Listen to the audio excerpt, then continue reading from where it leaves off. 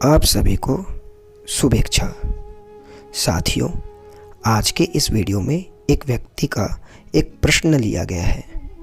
प्रश्न यह है कि एक सरल, शांत एवं धर्मात्मा स्वभाव वाले व्यक्ति को भी जीवन में दुख क्यों भोगना पड़ता है।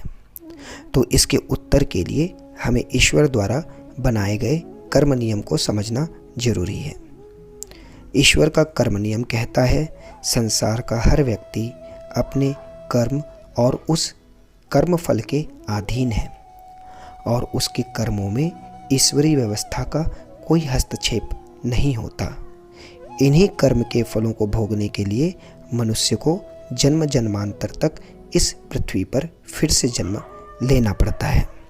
इसलिए एक नवीन जीवन में एक जीवात्मा जब एक नवीन शरीर धारण करती है, चाहे उस नवीन जीवन में वह सरल और शांत स्वभाव वाली धर्मात्मा ही क्यों न हो, उसे अपने पूर्व जन्म के कर्मों के फल को भोगना ही पड़ता है।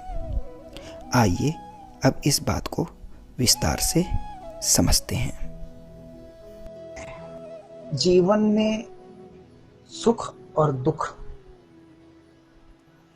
ये दोनों पक्ष ऐसे हैं जिनसे कोई भी अछूता नहीं है। चाहे व्यक्ति धर्मात्मा हो,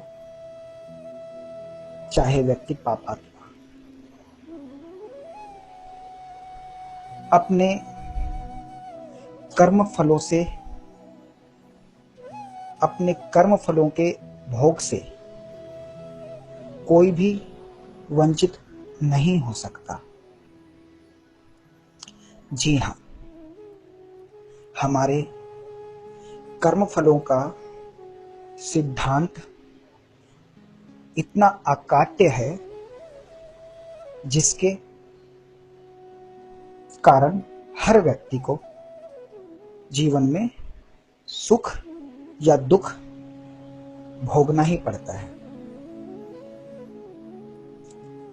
अब ये कर्मफल है क्या? कर्मफल भी कई प्रकार के होते हैं।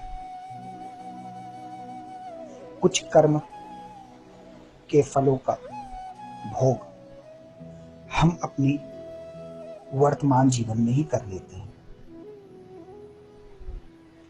जैसे हमने चोरी करने का कर्म किया तो जेल जाकर जेल की यातना झेलकर हम अपने कर्म फलों को तुरंत भोग लेते हैं। अगर हमने किसी के साथ गलत व्यवहार किया,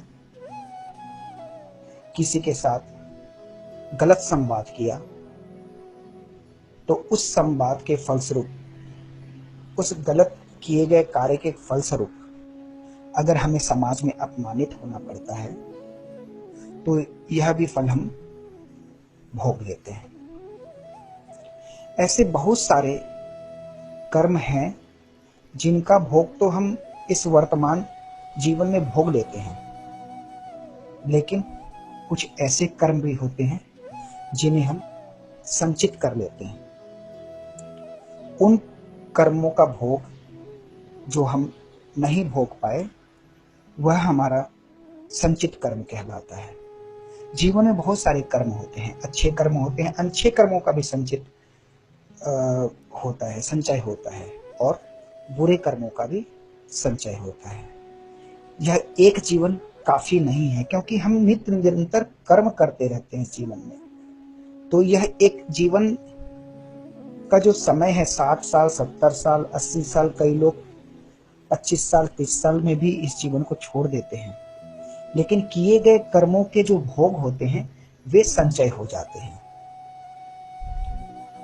उन पूरे कर्मों का भोग हम एक जीवन में नहीं जी पाते।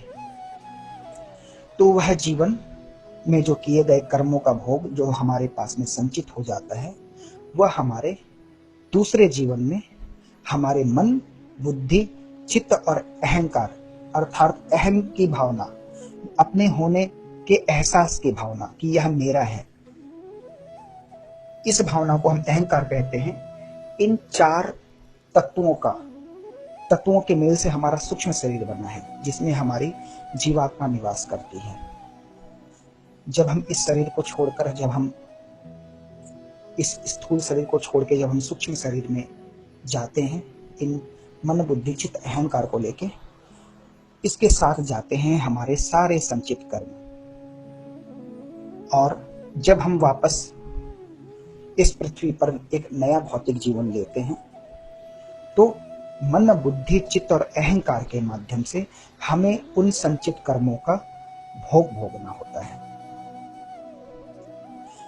संचित कर्म का जो पाठ हम पिछले जीवन में कर चुके होते हैं लेकिन भोग नहीं किए होते, इस जीवन में उस पाठ को प्रारब्ध कर्म कहते हैं। हमारा प्रारब्ध, आपने भी यह वर्ड प्रारब्ध सुना होगा।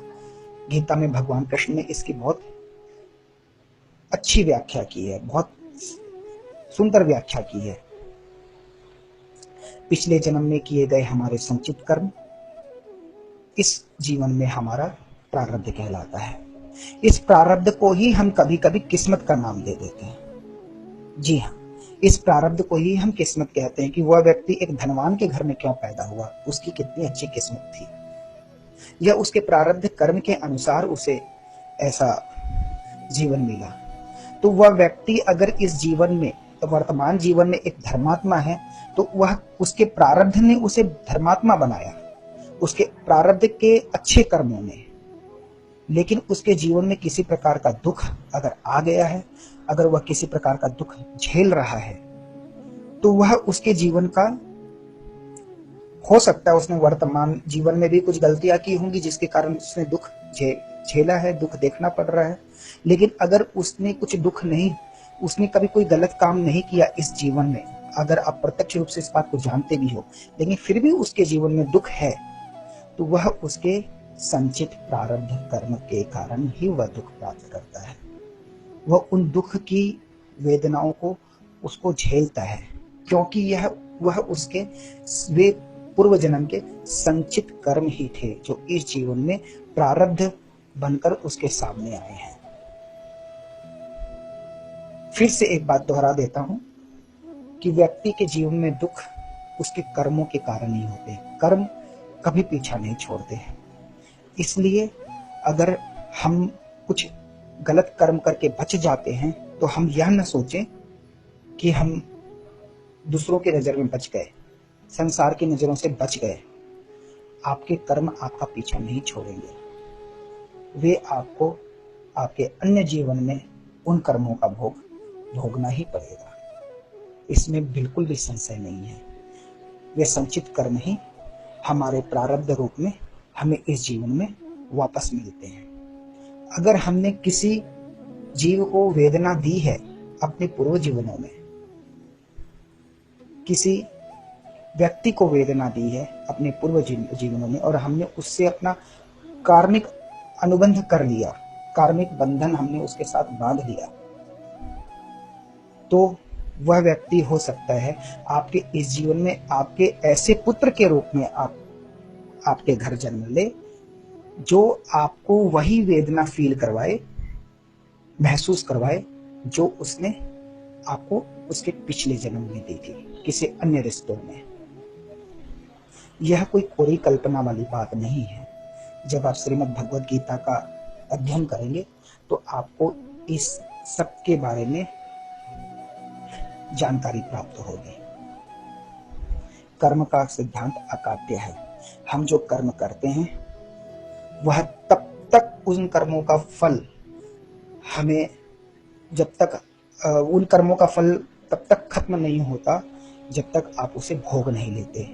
चाहे उसको एक जीवन में जीना पड़े, उन कर्मों का भोग भोगने के लिए एक जीवन लेना पड़े, 2 जीवन लेना पड़े, या असंख्य जीवन लेना पड़े, आपको अपने कर्मों का भोग भोगना ही पड़ेगा, चाहे वह धर्मात्मा हो या पापात्मा। इसलिए हर व्यक्ति अपने कर्मों को भोग रहा है। इसलिए हम इस पृथ्वी जीवन से बाहर जब निकले, इस भौतिक जीवन को जब भी हम त्यागें, उसके पहले हम यह सुनिश्चित करें हम लोगों के साथ में जो हमारे कर्मानुबंध हैं हम उनको समाप्त कर लें, उनको बरोबर कर लें। हमने अगर किसी के दिल को ठेस पहुंचाई है तो हम उस व्यक्ति से क्षमा याचना करके उसके साथ अपने कार्मिक अकाउंट बराबर कर लें। यही नीतिगत और नीति संगत बात है। हम किसी से भी अपने कार्मिक अकाउंट को बांध कर न रखें किसी के साथ में। कभी भी किसी से अगर कुछ किसी के लिए हमारे मन में कुछ कुविचार भी आते हैं, अगर गलत विचार भी आते हैं तो मन से उनसे क्षमा याचना कर लें, लेकिन अपनी तरफ से रिलीज जरूर करें उन भावनाओं को जो हमारे दूसरे व्यक्ति के साथ में कार्मिक अकाउंट बनाते हैं। साथियों, अगर इन सब के विपरीत यदि कर्म नियम या पुनर्जन्म को न माना जाए तो सोचिए एक मनुष्य को सुख और दुख क्यों मिलता है। अगर उस मनुष्य ने अपने जीवन में कुछ बुरे कर्म न किए हों तो भी उसे दुख क्यों प्राप्त होता है। क्यों कोई जीवात्मा बिना कारण किसी दीनहीन परिवार में और कोई दूसरी जीवात्मा संपन्न परिवार में मनुष्य रूप में जन्म लेती है। क्यों कोई मनुष्य मूढ़ तो कोई प्रतिभाशाली बनता है। क्यों कोई मनुष्य बेईमान तो कोई ईमानदार बनता है। कोई मनुष्य दयालु तो कोई दुष्ट, कोई परोपकारी तो कोई अत्याचारी, या कोई मनुष्य धर्मात्मा तो कोई पापात्मा बनता है। यह बात विचार करने योग्य है। मनुष्य के अंदर ऐसे स्वभावगत संस्कार उसके पूर्वजन्मों से ही आते हैं और सुख और दुख की अवस्थाएं उसके वर्तमान जीवन के कर्म फलों के साथ साथ उसके पूर्व के जीवन के संचित प्रारब्ध कर्मों के कारण भी मिलती हैं या आती हैं। जब जीवात्मा के पुनर्जन्म की तैयारी चल रही होती है तब दूसरी ओर उस जीवात्मा के योग्य इस पृथ्वी पर पंच महाभूतों से युक्त स्थूल शरीर बनने की भी तैयारी चल रही होती है। उस जीवात्मा के पूर्व जन्मों के संस्कारों के अनुसार और उसके कर्म बंधनों के अनुसार ही उसके जन्म के स्थान, समय, कुल एवं उसके आसपास का सामाजिक वातावरण और उस जीवात्मा की इच्छित कामनाओं और कर्मों के बंधनों के अनुसार ही नए शरीर का निर्धारण होता है। सूक्ष्म लोक में शरीर निर्धारण की इस प्रक्रिया में जीवात्मिक मार्गदर्शक उस जीवात्मा की सहायता करते हैं। हालांकि सभी योग्यताओं वाला शरीर मिलना कठिन होता है, इसलिए एक ही शरीर से जीवात्मा के थोड़े से गुण ही प्रकट हो सकते हैं। इसलिए अन्य गुणों के विकास के लिए यानी जीवात्मा के अन्य गुणों के विकास के लिए उसको दूसरा अन्य जन्म भी लेना पड़ेगा। यह सारा कार्य जीवात्मा उस जीवात्मा के जीवात्मिक मार्गदर्शकों की सहायता से ही संपन्न करती हैं और फिर वह जीवात्मा नए शरीर को धारण कर अपने कर्म बंधनों के अनुसार इस भौतिक जगत पृथ्वी पर अपने कर्म फलों के भोग और इच्छित कामनाओं की पूर्ति के लिए विषय के भोगों को भोगने आती हैं। यह बात हमें याद रखनी चाहिए।